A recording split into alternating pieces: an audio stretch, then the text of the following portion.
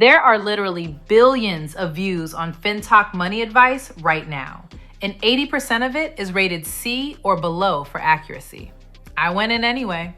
I picked 5 of the most viral FinTok money hacks and tested every single one for 30 straight days. Real money, real results, no shortcuts. Some hacks worked. Others were financial misinformation dressed up as content. And one hack, the last one, is the quietest on the list and the most powerful.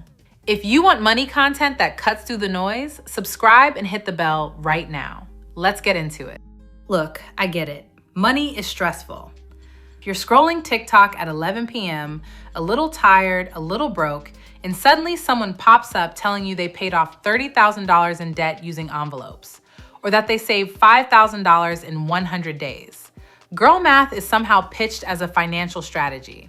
And a part of your brain goes, wait, is this real? Could I actually do this? Here's what nobody tells you though. The TikTok algorithm doesn't reward accuracy. It rewards confidence, short clips, and emotional triggers. If something sounds exciting and easy, it goes viral. Whether it works, that's a whole different conversation. Nearly 64% of people between 25 and 45 said they made money decisions they later regretted after following online advice. That's not a small number. That's most of us. So instead of just watching from the couch, I got off it. I tested 5 hacks myself. Real money, real 30 days, real results. Let's get into it. Hack 1, cash stuffing, the OG viral budget method. Let's start with the one that broke TikTok. The hashtag cash stuffing has over 2 billion views. The idea is simple. You take your paycheck in cash, actual paper cash, and you physically split it into labeled envelopes. Groceries, rent, entertainment, savings. You only spend what's in the envelope. Once it's gone, it's gone. Old school? Yes. Effective? Surprisingly, yes. Here's what happened when I tried it. Week 1, I was annoyed. Going to the ATM, counting cash, stuffing envelopes like it's 1998. Not exactly a fun Sunday activity.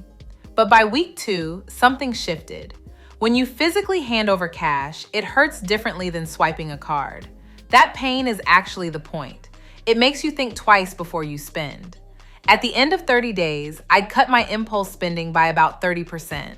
Nothing dramatic, but real. The catch? Cash isn't insured. If you lose it or it gets stolen, that's it, it's gone. No FDIC protection, no fraud reversal, and you literally cannot pay most things in cash in 2026. Subscriptions, online orders, utilities, all digital now. Hack 2, the 100 envelope challenge. Can you really save $5,000 in 100 days? The premise, label 100 envelopes numbered 1 through 100. Each day, pull one and deposit that dollar amount. Day 14, $14. Day 67, $67. After 100 days, you've saved $5,050. Sounds amazing. Here's the reality. Toward the end, you're dropping $80, $90, even $100 into a single envelope in one day. On a regular income, that's brutal.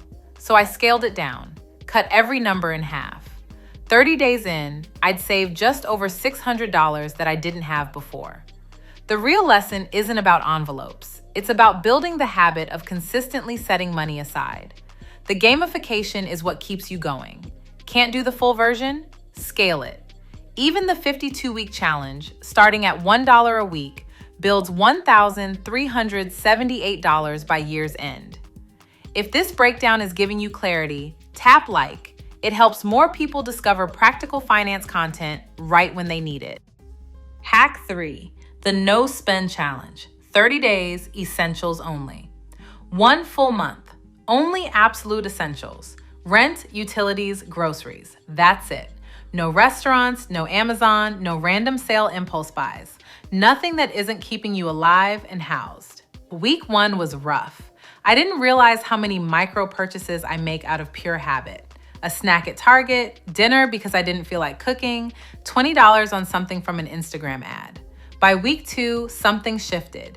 I started cooking again. I started using things I already owned. I found streaming shows I've been paying for and never watched. End of 30 days, $340 saved that I wouldn't have had otherwise. But the real win? Seeing exactly where my money was quietly leaking. That information is worth more than the $340. Research from 2025 backs this up. People who tried no-spend challenges said the biggest benefit wasn't the savings. It was the clarity on what's actually essential versus what's just habit. Hack 4, girl math. This one is dangerous. I need to be straight with you on this one. Girl math went massively viral. The idea of rationalizing purchases creatively. Bought something on sale? You made money. Used it 100 times? Basically free. Already paid for it? Free.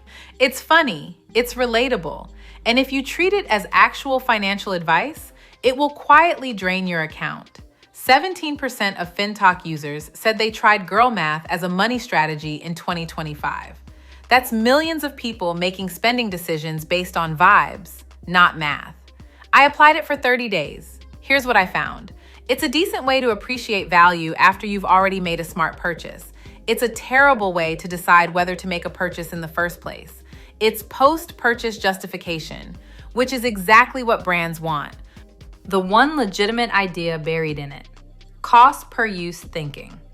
A $200 item you use 200 times costs $1 per use. That's a genuinely useful framework for evaluating bigger purchases. Everything else? Entertainment, not strategy. If you already understand crypto risks and want one place to manage digital assets, Nexo lets eligible users buy, trade, earn, borrow against, and spend crypto from one platform. Check the Nexo link in the description to learn more. Hack 5, round up savings, the quiet one that actually wins. This is the one I almost skipped. No flashy name, no challenge format, no aesthetic binder. But after 30 days, it's the only one I'm still running. Here's how it works. Turn on Roundup Savings in your banking app. Every time you spend, say $4.60 on a coffee, it rounds up to $5 and drops that $0.40 automatically into savings. You never touch it. You barely notice it. Over 30 days of normal spending, I accumulated $47.83 without thinking about it once.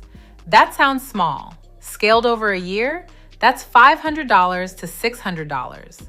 Drop it in a high-yield savings account, which in 2026 pays up to 5.00% APY, and your money is earning interest on top of that. The psychology here is key.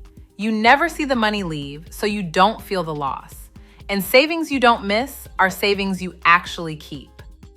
30 days, 5 hacks. Here's the real verdict. Cash stuffing builds spending awareness. Pair it with a real bank account. 100 envelope challenge is about the habit. Scale it to what you can actually afford. No spend is uncomfortable and absolutely worth it. Girl math is entertainment. Don't let it drive your financial decisions. Roundup Savings is the most underrated hack on this list. Set it, forget it. The pattern? Hacks that require discomfort give you the most clarity. The ones that feel easy, like rationalizing your spending, tend to quietly work against you. FinTok isn't going away. Regulators are watching it more closely than ever in 2026. That means you need to watch it more carefully too. Use it for inspiration. Verify before you act. I'm curious to hear from you. Which of these 5 hacks have you actually tried? Did FinTok ever change how you spend or save money? Drop your answer in the comments. I read every single one. And subscribe for more educational personal finance content. Thanks for watching.